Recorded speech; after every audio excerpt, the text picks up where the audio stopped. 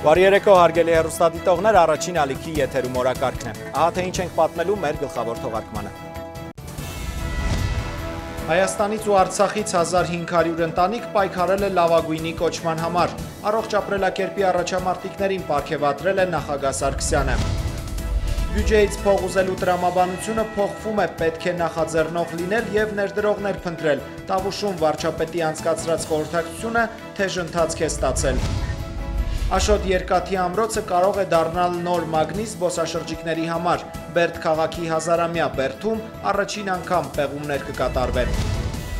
Հակառակորդը նույնիսկ անասնակերն է թիրախավորում, գնդակոծվել են բարեկամավանն ու կոթին, այրվել են կոթեցիների խոտի դեզերը։ Կես տարում Ադրբեջանը հրադադարը խախտել է 9000 անգամ։ Հակառակորդի կրակոցների, հրետակոծության ու ձախողված դիվերսիայի վիճակագրությունը պաշտպանության բանակից։ Ալիևի հետ հանդիպումը խնդիր պետական գործիչների համար, Եվրահանձնաժողովի նախագահից հետո հիմա էլ Պուտինն է պրոբլեմ անվանել Ադրբեջանի նախագահի հետ տեսակցությունը։ Բռնության նորալիք Մերձավոր Արևելքում Տաճարի լեռան մոտ տեղադրված մետաղավորսիչների պատճառով Սուրբ քաղաքում բախումներ են սկսվել արաբների ու հրեաների միջև։ Ալեկոծությունը Սև ծովում դադարել է, Հայաստանի այնը հետևում է ծովի պահվածքին եւ մասնագիտական խորհուրդներ տալիս հանգստի մեկնողներին։ Հայաստանում վայրի կենդանիների փրկարար կենտրոն կբացվի, կառույցի տանիքի տակ նախ կհանգրվանեն անթույլատրելի պայմաններում պահվող քաղցրասեր կենդանիները։ Գյումրեցի Խաչատրյանների ֆուտբոլային թիմը համալրվել է, ծնվել է նրանց 11-րդ երեխան։ Փոքրիկ ֆուտբոլիստի մեծ հավակնությունները 8-ամյա Գևորգը 6 րոպեում 600 անգամ հարվածում է գնդակին ու երազում մի օր խաղալ արքայական ակումբում։ Ծաղկաձորում պարգևատրվել են լավագույն մարզական ընտանիքները։ Եռափուլ մրցավազքին այս տարի Արցախից ու Հայաստանից մասնակցել է 1500-ից ավելի սպորտային ընտանիք։ Հաղթողներին պարգևներ է հանձնել Հանրապետության ղեկավարը։ Սերժ Սարգսյանը նկատել է, որ սպորտային միջոցառումներին մասնակցելը ոչ միայն առողջություն է պարգևում, այլև հաստատակամություն, հավատ ապագայի նկատմամբ։ Մի մարզը այստեղ կլինի, հարցրեք Արշամ Սարգսյանին իրանք ցույց կտա։ Խաչիկ Ասրյանը վերջին 1.5 տասնամյակում չի հիշում տարի, որ այս մրցուղուն Արշամ Սարգսյանենց ընտանիքին տեսած չլինի։ Լավագույն մարզական ընտանիք մրցույթի ստեղծման օրվանից մինչև հիմա Սյունիքից Արշամ Սարգսյանի ընտանիքը մասնակցում է այս մրցույթին։ Սարգսյանները եւ հաղթել են եւ պարտվել։ Սյունիքից են, վերջին տարիներին 3-ով են մասնակցում։ Ինքը կինն ու 7-ամյա աղջիկը։ Առողջ ապրելակերպի կողմնակից են ու գաղափարը տարածող։ Մեզ կապում է այն օղակը, որ պարտադրված ենք ապրել առողջ ապրելակերպով։ Շքերտ ուշադիր, 4 րոպեից սկսում ենք, ուշադիր։ Սկսեցին 4 տարիքային խմբեր են, 6 մրցաձև։ Մրցույթը 3 փուլով է։ Առաջին փուլին այս տարի օրինակ Արցախից, Երևանից եւ 10 մարզերից մասնակցել է 1516 ընտանիք կամ 4548 մարդ։ Եզրափակիչ փուլ է անցել նախնական փուլերը հաջողությամբ հաղթահարած 144 ընտանիք։ 10 տարի է մրցույթի գլխավոր մրցանակը նախագահն է հանձնում, անձամբ։ Լավագույն մարզական ընտանիք մրցույթի գլխավոր մրցանակը հենց նրա կողմից է։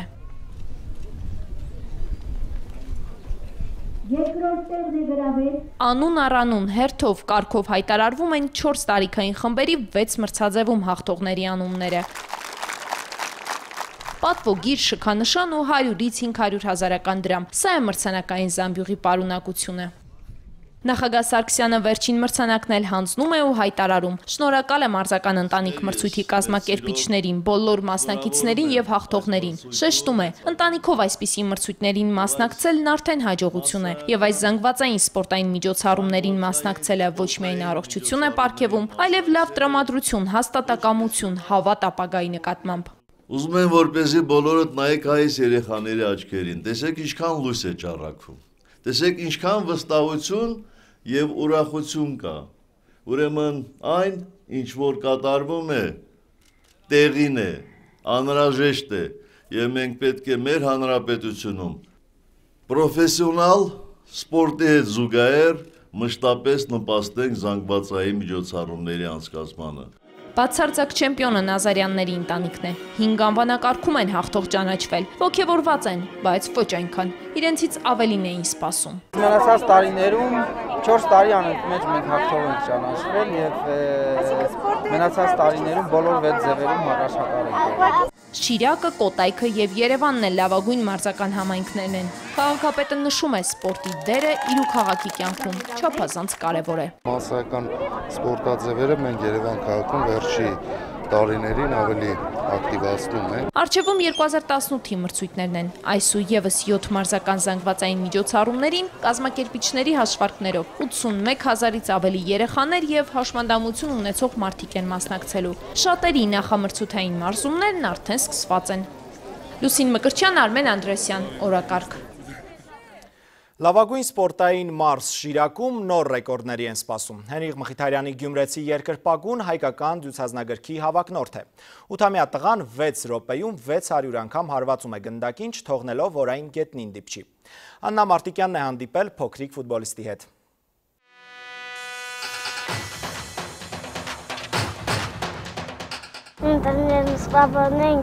Ընկերակոպը 8-ամյա Գևորգի ֆուտբոլային հակումները մի քանի տարի առաջ նկատեց հայրը Սերգեյ Հայրապետյանը իր ռեժիսորական հայացքով ու փորձեց զարգացնել իր ֆիլմերի նկարահանումներին զուգահեռ։ 3 տարեկանից տունը մենք իր այդ վարժություններ կենեինք գնդակով, պրոստը խաղալու համար, կզգացվիր որ ինքը գնդակին պաս տալուց, խփելուց են կարգը խփել, որ լրի ֆուտբոլային էր, էլի, ոտը դիրքը, իր կանգնելու դիրքը, ոտքի դիրքը։ Բաքում խաղալու հնարավորություն չկա, հոր եւ որդու պարապմունքը ֆուտբոլի մոտակա դաշտում է, պարագաներն էլ սկավառակների դատարկ տարաները։ Աղմուկը իր շուրջ մենք հետ չենք պլանավորել։ Տղայի բնատուր տաղանդը սակայն ստիպեց պայքարելու դյուցազնագրքում նոր ռեկորդի համար, այժմ 600 հարված, մի քանի օրից էլ մտադիր են 1000 անգամ չթողնել գնդակը գետնին դիպչի։ Երեկոներն էլ բաց չեն թողնում ոչ մի ֆուտբոլային հանդիպում։ Մեսսին ու Զիդանին։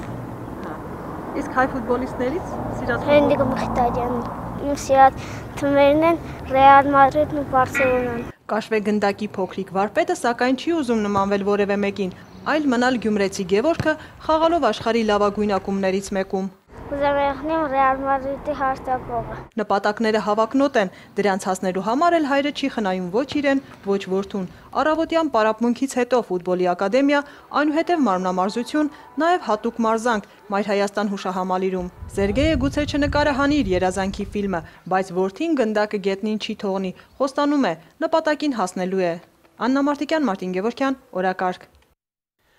Չեմպիոնական արդյունքներ այս դեպքում տնտեսության մեջ կառավարությունը սպասում է Տավուշի մարզից։ Գործադիրին ուղարկած 20 ներդրումային նախագծերից 12-ը հավանության են արժանացել։ Դրանք կյանքի կոչելու համար Կարեն Կարապետյանը տեղական իշխանությանը հանձնարարել է ներդրողներին հենց մարզում փնտրել։ Բեռ վերցրեք ու գործ արեք պետությունը այդպիսի համայնքներին է օգնելու, ասել է վարչապետը։ Բողոքում ենք փողից, մյուսից, երբ որ ալարում ենք կռանանք մի հատ էստեղի քարը, որ անդադ ոտերից տական գնում է, գցենք մի կողմ։ Դժգոհության հասցեատերերը Տավուշի համայնքապետերն են, սեփական եկամուտների ու աղբահանության հավաքագրման տեմպը բոլորովին չի գոհացնում։ Աղբահանության մասով ձեր բոլոր թվերը դուրս է գալու վատագույնը հանրապետությունում։ Վատագույնը։ Գործը դուք պետք է անեք, բեռը դուք եք վերցնելու, հորդորեց Կարապետյանը։ Բյուջեից փող տալու տրամաբանությունը փոխվում է, չաշխատող ոչ գործունյա համայնքի ղեկավարները թող հույս չունենան։ Նայելու ենք հետևյալ պրինցիպով։ Ոչ թե ամենախեղճին ամենաշատը, այ ամենագործանողին ենք ամենաշատը տալ։ Համայնքը նոր ներդրումներով ու աշխատատեղերով զարգացնելը միայն կառավարության գործը չէ, տեղեկացրեց Կարեն Կարապետյանը, եւ շատ կոնկրետ խորհուրդ տվեց չնախաձեռնող համայնքապետերին՝ վազեք պոտենցիալ ներդրողների ետևից։ Փոխանակ բիզնեսմենը մի հատ առիթ մանգա խնդրի մարզպետին, համայնքապետին այսօր հետս պերերի վարա։ Հիմա վсё, դուք պետք է իրան տանեք պերերիվի։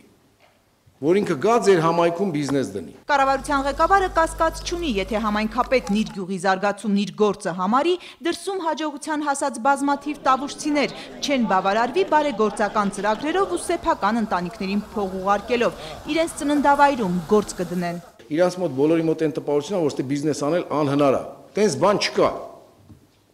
Մենք բազմաթիվ արդեն հաջող օրինակներ ունենք։ Տավուշում այսօր ջերմոցային, չրանոց սառնարանային տնտեսությունների, այգիների ու վերամշակող արտադրամասերի ծրագրեր կան։ Դրանք մոտ 200-ն են 400 աշխատատեղով։ Եվս 12 ներդրումային նախագիծ կառավարության հավանությունն է ստացել ու ընթացքի մեջ է։ Մարզի 40 հիմնականում սահմանապահ համայնքների բնակիչները ավելի լավ ապրելու համար աշխատանք ու եկամուտ բերող ծրագրերի են սպասում։ Ձեր համայնքի ներդրումային ծրագրերը, աշխատատեղերը ձեր պատասխանատվությունն է։ Խորհրդակցությունը թեժացավ բուժ հաստատություններում պտտվող ու այդպես էլ բյուջե չմտնող գումարների պատճառով։ Մարզի առողջապահության վարչության պետը մի քիչ պատրաստ չէր թվերը ներկայացնել, դառնացած շփտած վարչապետը ոտքի կանգնեց։ Ոյ, պարոն մարզպետ, պարոն Բանցյանի աշխատանքից գոհ եք դուք։ Ոչ։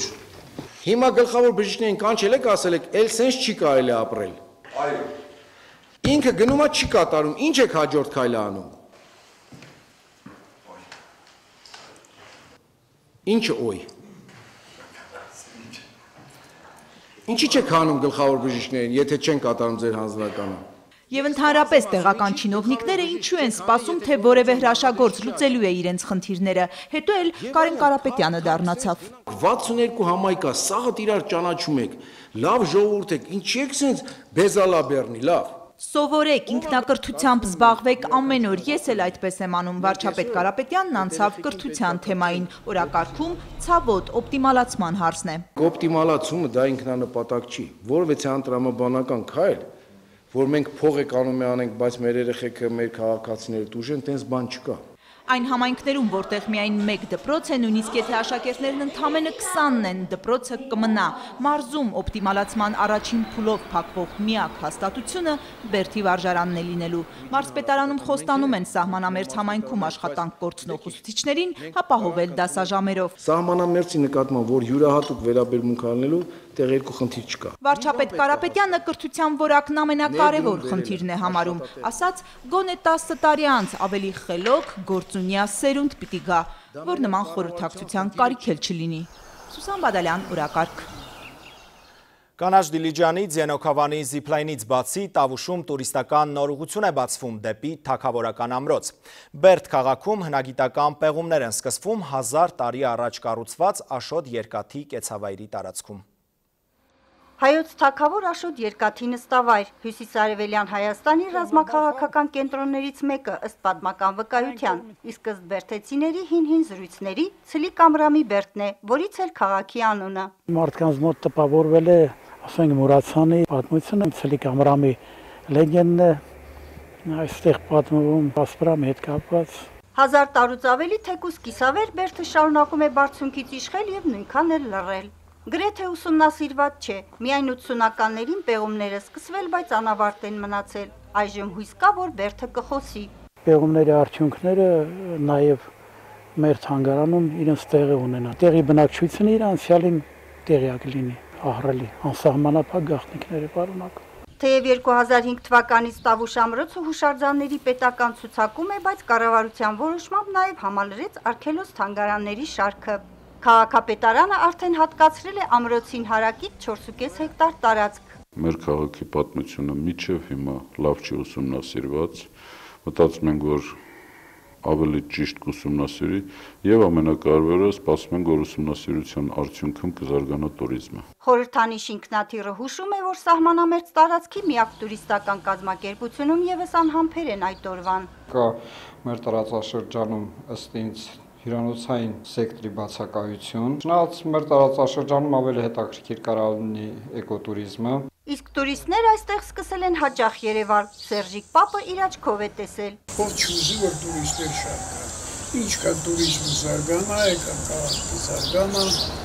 ժողովուրդը լավ կապրեն։ Ասում են Բերդը մեր թիկունքին է, միայն խաղաղություն լինի։ Գայանե Թամամյան, Մհեր Թամրազյան, օրակարգ։ Խաղաղությունը Տավուշի սահմանապահ գյուղերում անցած գիշեր կրկին խախտվել է։ Ադրբեջանական դիրքերից արձակված կրակոցներից բռնկել են Կոթիի հանդամասի հնձած խոտի դեզերը։ Դրանք ամբողջությամբ այրվել են։ Թշնամին կրակել է նաև բարեկամավանի վրա։ 23-ի դրությամբ սկսվել է կրակոցները, որ մինչև ժամը 1-ը։ Ուրեմն կրակել են ՊԿ եւ ԴՇԿ տիպի զենքերից։ Եղել է անկանոն կրակոցներ, ընդամենը տուժել են 1 տանիք, բնակիչները մի քիչ խոճապ են մարտունվել, բայց այս պայթության ոչ մի բան չկա, ամեն ինչ նորմալ է գյուղում։ Չինարիում հաշվում են հուլիսի 21-ի երեկոյան ադրբեջանական հրետակոծության հասցրած վնասները։ Գյուղացիներից մեկը 12 միլիոն դրամի վնաս է կրել, այրվել է խոտի 3000 տուկ, վառվել է գյուղի ջրաղացը։ Չինարի գյուղապետը պատմել է նաև, որ հակառակորդի դիպուկահարը շուրջ 2 ժամ հետապնդել է մի պատանու, բարեբախտաբար տղան կարողացել է ապահով վայրում թաքնվել։ Ադրբեջանական զենքը չի լռում նաև Արցախի սահմանին, պաշտպանության բանակը հրապարակել է հրադադարի խախտումների 6 ամսվա ամփոփագիրը։ Թշնամին կես տարում 121 000 կրակոց է արձակել։ Արթուր Գրիգորյանն է ներկայացնում։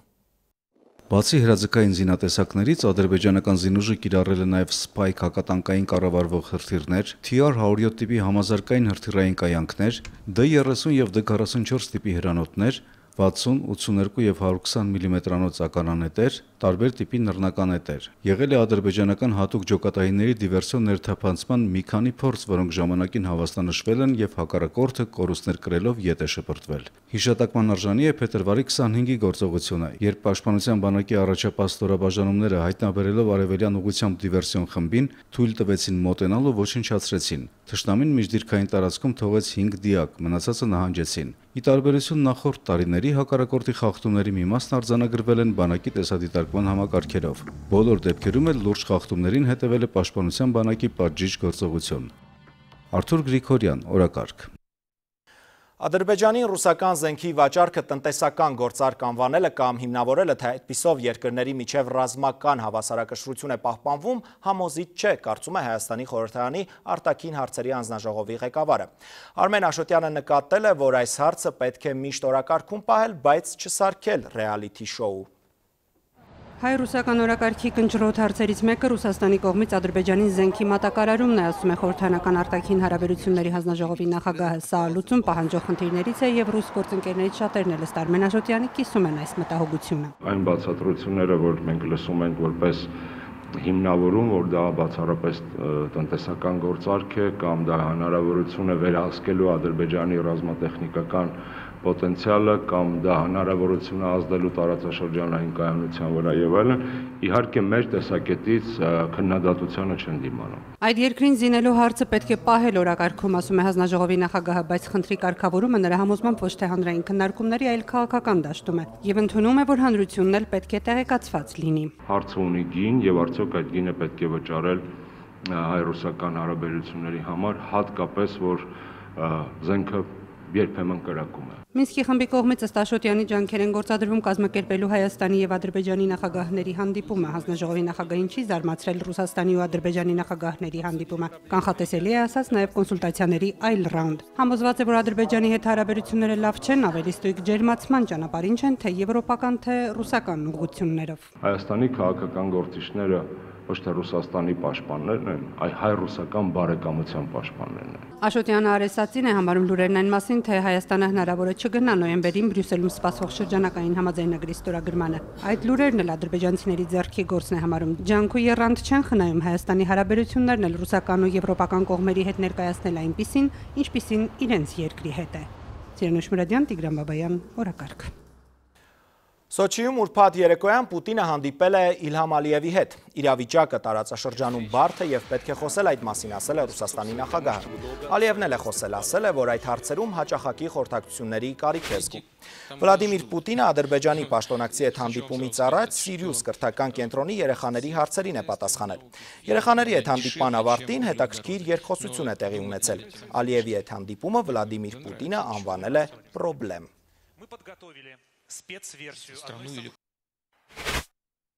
NTV-ի մեր գործընկերները պրոբլեմ ունեն, մենք եթերում ենք, իսկ նրանք այլ ծրագրեր էլ ունեն։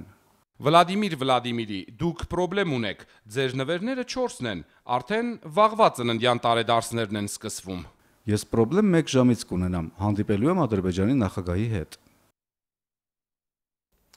Ադրբեջանի եղբայր Թուրքիայում ներկա քաղաքական իրավիճակը վտանգավոր է այդ երկրի ապագայի համար, ՀՅԴ բյուրոյի անդամ Կիրո Մանոյանը ասել է օրակարգից դուրս հաղորդման ժամանակ։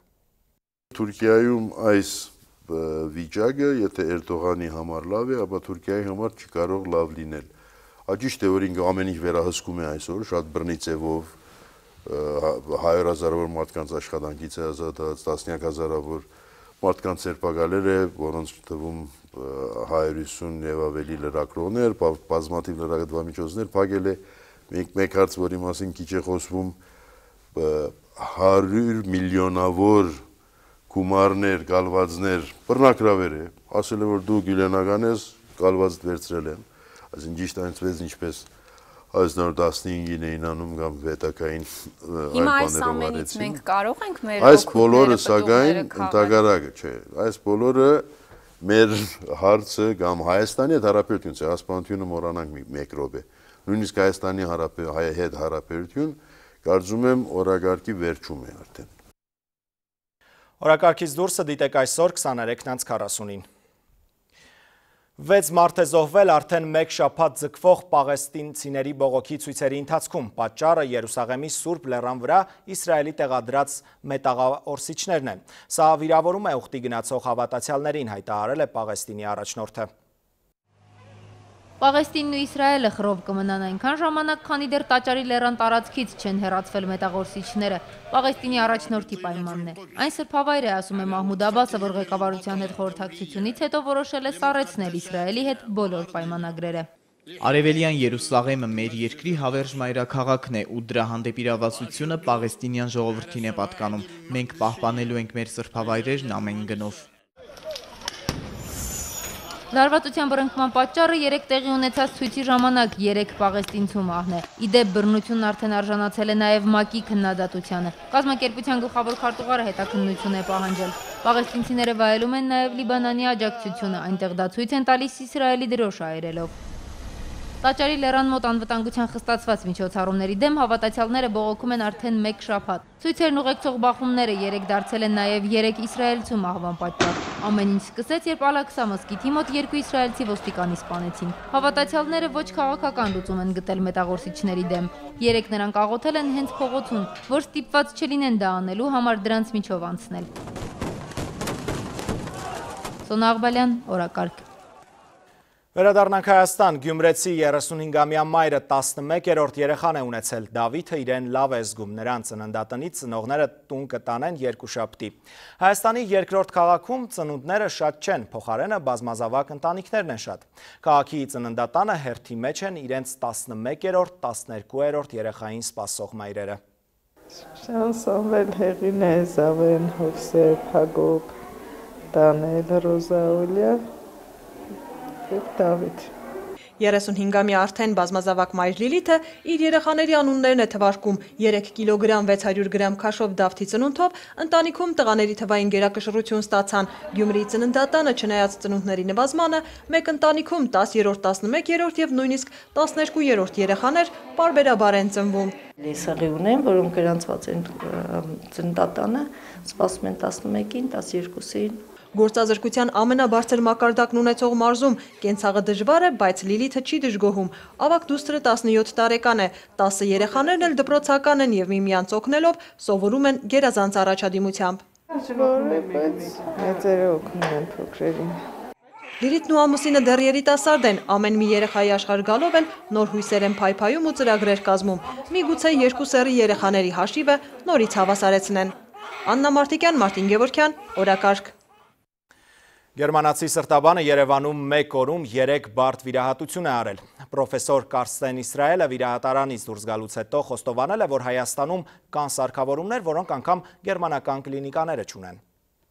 Ոչ միայն սրտաբաններ, առիթմոլոգներ, այլև Հայաստանի մարզային բուժկենտրոնների առաջնային օղակի բժիշկներ եւ ընդհանուր թերապևտներ են մասնակցում առիթմոլոգիայի արդի խնդիրներին նվիրված սեմինարին։ Տարատեսակ առիթմիաներն այսօր լուրջ խնդիր են ինչպես աշխարհում, այնպես էլ Հայաստանում։ Հայաստանում մոտավորապես նույնը ինչ ամբողջ աշխարհի կտրվածքով, այսինքն 2-ից 5% այդ սահմաններում տարբեր շողացող առիթմիա։ Փոխգործակցության ուժագրով Էրեբունի բուժկենտրոնի մասնագետներն ու գերմանացի հայտնի առիթմոլոգ Բեթել կլինիկայի սրտաբանության բաժնի ղեկավար Կարստեն Իսրայելը նախանշում են առաջիկա ծրագրերը։ Պրոֆեսոր Իսրայելը հայ վիրաբույժների հետ Էրեբունիում իրականացրել է 3 բարդ վիրահատություն եւ փաստում է շարունակական գործակցություն է լինելու։ Ուրախ եմ այստեղ տեսնել բարձր մակարդակի ուղղակի բժշկություն եւ հիվանդանոց, դուք ունեք որոշ սարքավորումներ, որ ես չունեմ իմ բաժանմունքում, դուք ցանկանում եք բարելավել բուժ սպասարկումը, այդ նպատակով պետք է բարձրացնել նաեւ կրթության որակը, հենց դա է մեր գործակցության նպատակը։ Էրեբունի բուժ կենտրոնում իրականացված վիրահատությունների կարգի միջամտություններ մեզ մոտ նախկինում էլ կատարվել են։ Գերմանացի մասնագետը հայ գործընկերների հետ կիսում է նորագույն միջոցների արդյունավետության իր փորձառությունը։ Առաջիկայում նաև հայ բժիշկները կվերապատրաստեն Գերմանիայում։ Այս տարվա ընթացքում մեր բաժանմունքի բժիշկները սկսելու են այցելել Գերմանիայի հիվանդանոց վերապատրաստման նպատակով, եւ սա շարունակական եւ վստահ եմ բավականին մեծ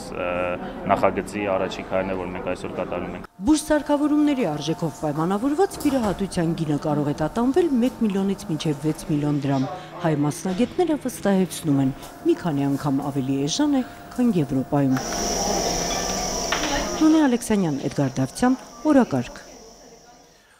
Հոգեկան շեղումներ ունեցող մարդկանց աշխատունակության վրա կասկածել պետք չէ, նրանք կարող են անգամ երկրի տնտեսությանը օգնել։ Նման փորձ ունի Մակեդոնիան, որի մասին մակեդոնացի հոգեբույժը պատմել է հայ մասնագետներին Մարդու իրավունքների գրասենյակի եւ Քաղաքացիական հասարակության ինստիտուտի համատեղ սեմինարի ժամանակ։ Հոգեբուժարանում 20 տարի փակվածներին տեղափոխեցին պաշտպանված հանրային տարածք։ Մասնագետները 1 տարի սովորեցրին իրենք խնամել, ջահ շեփել, փող կիրառել։ Հոգեկան խնդիր ունեցողներից ավելի քան 60-ը, կեսից ավելին, կարողացան տուն վերադառնալ։ Հաջողության այս պատմությունը մակեդոնացի հոգեբույժը պատմում է Մարդու իրավունքների պաշտպանի գրասենյակի ու Քաղաքացիական հասարակության ինստիտուտի համատեղ կազմակերպած սեմինարին։ Նրանցից ոմանց համար բավարար է հանրության ճիշտ վերաբերմունքը, եթե նրանք մասնակցեն հանրային միջոցառումների, կարող են երկար ժամանակով հնարավոր է ամբողջ կյանքում լավ ինքնազգացողություն ունենալ եւ ինտեգրվել հասարակությանը։ Հիմնական նախապաշարմունքն է, որ հոգեկան խնդիր ունեցողները վտանգավոր են ու անկանխատեսելի։ Մասնագետներն ասում են, վիճակագրությունն այլ բան է փաստում։ Հանցագործություն կատարած առողջ ու հիվանդ մարդկանց տոկոսային հարաբերակցությունը նույնն է։ Հոգեկան խանգարում ունեցողի մտքի առողջ մասը գտնելն ու վերականգնելը նաև տնտեսապես է ձեռնտու։ Նրանք կարող են վճարովի աշխատանք կատարել։ Այս եւ այլ մոտեցումներ հայ մասնագետների հետ քննարկում են սոցիոլոգներ, հոգեբաններ, հոգեբույժներ Վրաստանի ու Մարոկկոյի օմբուդսմենի գրասենյակներից։ Նրանք մեր երկիր են եկել Հայաստանի փորձն ուսումնասիրելու։ Հիմա մենք շատ ակտիվ ներգրաված ենք միջազգային կառույցներում, զգալիորեն բարձրացել է եւ գնալով առավել բարձրանում է միջազգային հեղինակությունը։ Հիմա մենք շատ հարցերում արդեն համարվում ենք միջազգային լավագույն փորձ ունեցող երկիր։ Արման Թաթոյանն ասում է, այս օրինակ նախաձեռնությունները Հայաստանը դարձնում են մարդու իրավունքների պաշտպանության հարցերի քննարկման միջազգային կենտրոն։ Մեր երկիրն արդեն Եվրախորհրդի ու ՄԱԿ-ի ուշադրությունը գրավել է։ ՄԱԿ-ի խոշտանգումների դեմ կոմիտեի մրցույթում Հայաստանում կիրառվող մեթոդները 100 երկրից լավագույն տասնյակում են ընդգրկվել։ Աննա Բալյան, Էդմոնդ Հակոբյան, օրակարգ։ Շարունակում ենք օրակարգը հինգշաբթի Սև ծովում տեղի ունեցած փոթորիկի կրկնվելու վտանգ այս պահին չկա, սակայն մասնագետները զգուշացնում են, որ ծովային քամիները կարող են հայտնվել հանկարծակի։ Վոլոդիա Հովսեփյանը կպատմի, թե ինչպես պաշտպանվել ալեկոծված ծովի հարվածից։ Սև ծովում հիմա ամեն ինչ հանգիստ է, ծովը խաղաղ, քամի չկա, այն ճգնաժամային կենտրոնում վրացի գործընկերների հետ պարբերաբար ճշտում են իրավիճակը։ Վերջին օրերին Սև ծովում փոթորիկ է գրանցվել, տուժածներ չկան։ Եղանակային պայմանները բավականին բարենպաստ են, ծառայությունները աշխատում են ամենօրյա ռեժիմում։ Ծովային փոթորիկներն առավել բնորոշ են Խաղաղ օվկիանոսին, բայց մանր ու միջինջրային տարածքներն էլ զերծ չեն նման դեպքերից։ Ինչ պետք է անել, երբ ծովում ալեկոծություն է սկսվում։ Ամենաառաջինը վերցնում է իր ձեռքի տակ եղած փաստաթղթերը, առաջին անհրաժեշտության պայուսակը, եթե դրանք առկա են, եւ տեղափոխվում է որևիցե անվտանգ վայր, որ այն լինի բարձր։ Դա կլինի շինություն, դա կլինի բարձրադիր վայր։ Լանջեր, ծառեր, ինչ պատահի առաջին հերթին այնտեղ հասնել է պետք ու խուճապի չմատնվել, սպասել փրկարարներին։ Փոթորկի ժամանակ վտանգավոր են կտրուկ գործողությունները, կարևոր է նաև կողքի լողորդների հետ միմյանց օգնության հասնելը։ Պետք է մոտենալ հետևից, ուրեմն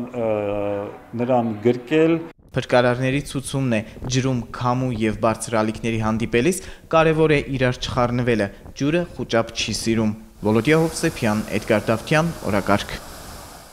Ազատություն քաղցրասեր արջերին, Հայաստանի բնապահպանության նախարարությունը և վայրի բնության պահպանման հիմնադրամը մարդկանց գերությունից Կովկասյան 80 արջերին ազատելու արշավ են սկսել։ Վայրի կենդանիներին պահելու համար մեր երկրում կբացվի առաջին փրկարար կենտրոնը։ Ուրցաձորի այս 5000 քառակուսի մետր տարածքում վայրի կենդանիների համար նոր հանրակացարան է կառուցվում, որպեսզի արջերը ռեստորաններում նրբախորտիկ չդառնան եւ չպահվեն վատ պայմաններում, մասնավոր գազանանոցներում, հյուրանոցներում, նույնիսկ գործարաններում առաջիկա կես տարում այստեղ կհյուրընկալեն մոտ 30 կովկասյան գորշ արջի։ Մենք ցանկանում ենք ներգրավվել արջերի փրկության գործում, որովհետև դրա կարիքն այստեղ իսկապես կա։ Պետք է աշխատենք այդ գործում ներգրավել նաև կառավարությանը։ Վայրի բնության և մշակութային արժեքների պահպանման հիմնադրամի նախաձեռնությանն են ծանոթանում բնապահպանության նախարարության աշխատակիցները։ Կենդանական աշխարհի մասին օրենքում նախատեսում են լուրջ փոփոխություններ, որոնք որ կպահպանվեն ուրեմն անմխիթար ոչ բավարար պայմաններում, առգրավման պարագայում հնարավորություն կունենանք տեղավորելու։ Նոր օրենքով նաև դրել ենք ֆինանսական խնդիրներ, որպեսզի մենք կարողանանք ֆինանսական խնդիրները հոգալ։ Ովքեր ցանկություն կունենան գորշ արջեր պահելու, օրենքը նրանց նոր եւ խիստ պահանջներ կառաջադրի, որպեսզի այլևս հնարավոր չլինի զուտ սեփական կամայականության արդյունքում վայրի կենդանիներ պահել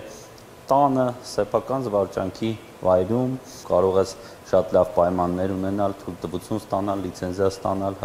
սակայն կարճ ժամանակ հետո սնանկանալ կամ հրաժարվել ուղղակի այդ կենդանուն պահելուց։ Վայրի կենդանիների փրկարար կենտրոնը կունենա շարժական դարպասներ գետնի տակ 1 մետր խորությամբ եւ 2 մետր բարձրությամբ էլեկտրական ցանկապատ կկառուցվի։ Կառանձնացնեն էգերին եւ արուներին։ 2-ից 3 տարի հյուրընկալելուց եւ խնամելուց հետո բաց կթողնեն վայրի բնություն։ Կենտրոնը կգործի աշնանից, հետագայում նախատեսում են հյուրընկալել եւ փրկել նաեւ այլ վայրի կենդանիների։ Արիֆատ Ստեփանյան, օրակարգ։ Հայաստանը ճանապարհել է տուն եկած սփյուռքահայ պատանիներին։ Սփյուռքի նախարարի խոսքով հայկական երգն ու պարը հայոց լեզուն կատարելագործած 100-ից ավելի արիտունցիները հայրենիքից հեռանալուց հետո դառնում են աշխարհում մեր դեսպանները։ Հետաքրքիր շրջագայություններից ու խաղերից սկսած մինչև նոր ընկերներ եւ նույնիսկ ամուսնության առաջարկներ։ Արիտունի մեկ փուլ էլ ավարտվեց։ Միմյանց հետ բարեկամացած հազարավոր պատանիներին ավելացավ եւս 148-ը։ Ես ծանոթացել եմ իմ հայրենակիցների հետ տարբեր երկրներից։ Իմացել եմ, թե ինչպես ապրում է այդտեղի հայությունը։ Հպարտեմ, որ կարամ արդեն իմ հարազատ լեզվով կարամ գրեմ ինչ որ ուզում եմ։ Երեխաներն 9 օր շրջում են Հայաստանով, գիշերում հյուրընկալ ընտանիքներում, դրան հետևում են ճամբարային կյանքի 5 անմոռանալի օրերը։ Այս տարվա եւ հատկապես այս փուլի արիտունն առանձնանում էր իր մեծ աշխարհագրությամբ։ Ճամբարին մասնակցում են երեխաներ 18 երկրից։ Երեխաները արդեն այնքան են կապվում հայրենիքին, որ նրանք գնալով իրենց երկրներ չեն կարող չքարոզել, չներկայացնել, չպաշտպանել Հայաստանը։ Վերջում երեխաները երգում են, ավանդական հրաժեշտի խարույկի մոտ շուրջ պար բռնում եւ իրենց տեղը զիջում ապագա արիտունցիներին։ Մուշեղ Իսախանյան, Տիգրան Բաբայան, օրակարգի համար։ Մայրաքաղաքի սրտում մարզական տոն է մեկնարկել են համահոմընդմենական խաղերը։ 21 երկրից հազարավոր հայ մարզիկներ համախմբվել են մասնակցելու հայ մարմնակրթական ընդհանուր միության 10-րդ համահայկական մարզախաղերին։ Խաղերի ջահը վառել է ծանրորդ աշխարհի չեմպիոն Նազիկ Ավդալյանը։ Վաղվանից մինչև հուլիսի 29 երիտասարդները կմրցեն 9 մարզաձևերում։ Հայաստանի մեջ մենք արդեն իսկ 3 մարզախաղեր ունեցած ենք, բայց այս դարվա մասնակցությունը 1250 մարզիկներով եւ պատասխանատուներով արդեն անցած է լրիվ իր չափը եւ մեր սպասածը։ Ամեն ամառ կփորձենք, որ այցելենք եւ երեխաներուն ալ կփերենք, որ տեսնան իրենց հայրենիքը։ Լոնդոնից 45 մարզիկ կա։ Մեր երիտասարդները հայրենիքում կարողանան հանգստանալ, վայելել Հայաստանը։ Ժամեր առաջ Երևանում ավարտվել է Վարդավառին նախորդող ավանդական քայլերթը Սուրբ Սարգիս եկեղեցուց ծիսական երգերով, ազգային պարերով ու Վարդավառի խորհրդանիշները ձեռքներին հոգևոր երթի մասնակիցները անցել են կենտրոնական փողոցներով։ Երթին հետևել ու խարույկի վրա խորոված խնձոր են համտեսել նաև մայրաքաղաքի արտասահմանցի հյուրերը։